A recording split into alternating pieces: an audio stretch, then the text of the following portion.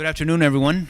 What a pleasure to have you all here at the Miami International Airport this afternoon to talk about logistics and finance, fintech, finance, logistics. This is going to be fascinating. We're going to have a great program. As your host, it gives me great pleasure to welcome you here, the director of the airport, our county mayor, the commission. It's a warm welcome from all of them to all of you. Thank you for being in Miami and sharing a little time with us. So what I'm going to do is I'm going to get into my presentation. My presentation talks a little bit about the airport and all the great things that are happening here. And I'll just wait till he gets it up. But first of all, I'd like to start off by thanking Ernesto and his group here in organizing this great event. This is the first time we've done something like this. This was his brainchild, and I have to congratulate him. I think this is a fascinating way to move forward by combining these two industries, right? I mean, people think about logistics, but don't think about the financing. Or people think about the financing, but don't think about the logistics part. And it's really, they have to come together because that way we're going to be more successful as a community and globally, really, because this has applications all over the world. So thank you, Ernesto, for being the brainchild of all of this. And okay, here we have the presentation ready to go. So if, I think I need to go this way with the slides. Okay, so let me start basically with the big picture, right? So Miami International Airport is your leading airport in international freight. We have been for the last few years. We were again last year. We're number 2 in international passenger. We're the second international gateway for international passenger in the United States. We've had that title over the last couple of years as well. Obviously, we're the largest and best served gateway to Latin America and the Caribbean. It's a no-brainer for us. But the most exciting thing is that 52.3 million passengers last year. That was a record year for us. We are way on our way to making that a larger number this year. So we're looking at about 53 to 54 million. We're about 10% above last year already right now. So that number is going to increase over this year and the next. We don't see anything stopping us from continuing to grow. We are forecasted to be at around 70 million passengers by the year 2041. So well on our way, and I think ahead of that forecast if things keep going the way they're going. Focusing a little bit more on cargo, 2.76 million tons of cargo. That was a record year for us once again. And you can see there the trend line, how strong we've been growing over the last few years. I always say this in my presentations. The best thing that happened to us was COVID. The worst thing that happened to us was COVID. During the COVID period, cargo never stopped here. 50% of our cargo that we move here is, 80% of the cargo that moves here moves on freighters. The freighter operations continued while the passenger flights, many of them were grounded, not because they couldn't fly, but because we weren't allowed to fly to many of the destinations around the world.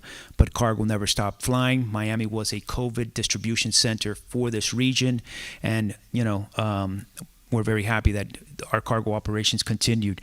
90% of Florida's air trade goes through Miami.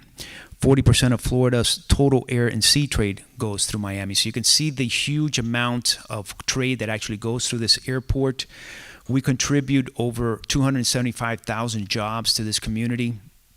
And today, 41% of our tonnage is in transit. We're not even capturing all of it that goes through here. We're only capturing the O&D. So it's actually a larger number, but the data is not available. So cargo, obviously, very important to this airport and will continue to be. So today, we've got 96 airlines flying to Miami, of which 59 are passenger and 37 are cargo. We serve 175 passenger destinations around the world and 103 freighter destinations around the world. No other airport in the Americas even comes close to these numbers, just to get an idea. So 73 destinations in the United States. So a lot of us think, well, Miami has a lot of flights to Latin America, but we're also very strong in North America. 73 destinations is quite a bit. And when you look at the entire world, 102 international destinations all over the world, including parts of Africa now, Middle East, and obviously Canada and Latin America and the Caribbean. If we focus particularly on Latin America and the Caribbean, 79 nonstop passenger markets to the region, more than any other airport. And then over there on the other side, you can see that 82% of all imports and 76% of all U.S. exports to the region come through Miami International Airport. So a considerable contribution to the Latin American market and imports and exports within the region. So when we look at international trade a little bit closer, this graph kind of shows you the top 10 markets, both by weight and by value. You can see that by value, we hit $74.6 billion worth of O&D trade with the world, worth 1.3 million tons of cargo and volume. So quite a bit. This number is about 1% above last year, and we hope to continue that growth both in trade by weight and value. I'd like to also point out, you can also see that the top markets are the top markets in Latin America: Brazil in value, Colombia in weight, and then Chile, Colombia, and then they kind of changed a little bit with Ecuador. But those top 3 or 4 markets have been the same markets over the past 10 years. It continues to be dominated by Brazil and Colombia, mostly with Ecuador, Chile, and Peru being there. The other thing I'd like to point out very quickly is you can see that China has all of a sudden risen both on the weight and on the value side. So China continues to be a strong and growing market with us. A lot of that traffic is being driven by e-commerce. So that is something that is a little bit different than in some of the statistics in the past. When you look at the types of commodities, most of the commodities that we are exporting are high value, high tech, computers and peripherals. We've got machinery, we've got auto parts and so forth. And then on the import side, it tends to be mostly perishables, which we are the kings of perishables. So today, 68% of all imports, perishable imports into the United States, go through a Miami International Airport. So those flowers that are sitting on your table, I would bet 100% that they came through Miami International Airport. So you get the idea. A lot of perishables come through the airport: 55% of all seafood, 91% of flowers, and 68% of all vegetables and fruits. So we're basically feeding the United States when it comes to fresh food through our airport. This is the 5-year compound annual growth rate, 8% growth, very strong. It continues to be that. We had a very strong Valentine's Day, and we had a very strong Mother's Day recently in the flower import side. So the numbers are continuing to stay strong for us in the perishable market. Some initiatives that I want to share with you over the last few years. Probably have heard that we became a pharma hub. This is an IATA designation. It's a CIV. It's a Center for Excellence that you get a certification if you have a pharma community. Our pharma community is made up of 9 different members. You can see them listed there: American Airlines, Atlas, Amerijet, LATAM, et cetera, et cetera.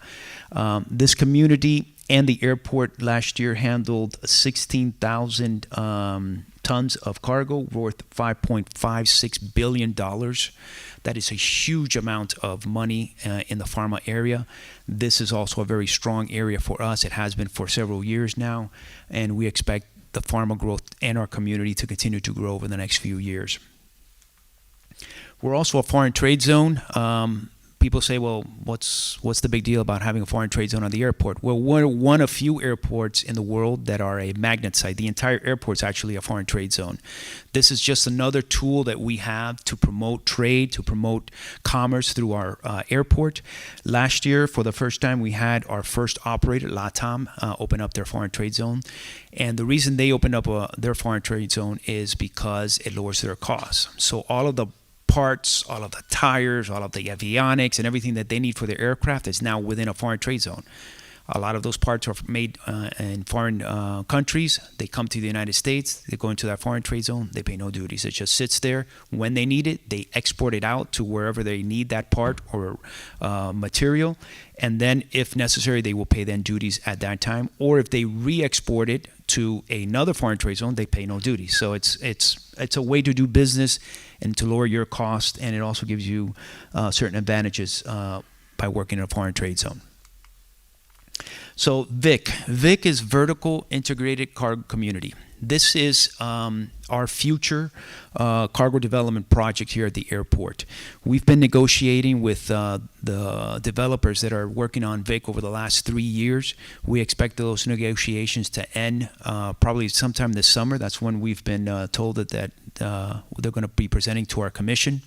This is a private sector investment. This is not public sector. This is not the airport building. This is private sector. Nearly $2 billion in investment.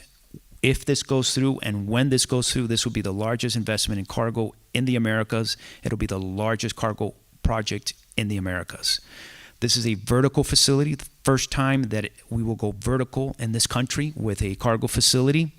These types of facility has been around in Asia and other parts of the world for some time, but in the United States, there's nothing like this. It'll be highly mechanized. It'll be highly automated. There's going to be a lot of tech behind this. Speaking of tech and logistics, this is where it comes together.